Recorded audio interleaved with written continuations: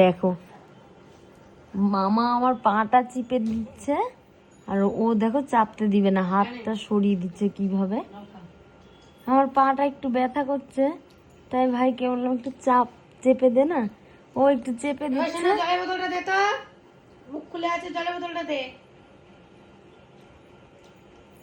দাও দাও দাও, ওটা দাও, মুখ দাও। এই যে এটা, হ্যাঁ দাও। হ্যাঁ দাও। জল খাবা, জল খাবা, খাও। হয়ে গেছে। বাবু একটু পাটা চেপতো। এই যে মামা পাটা চেপে দেখেনি। বাপরে সাংঘাতিক, চাপতেই দিবে না আর মায়ের পা। সর্বনা।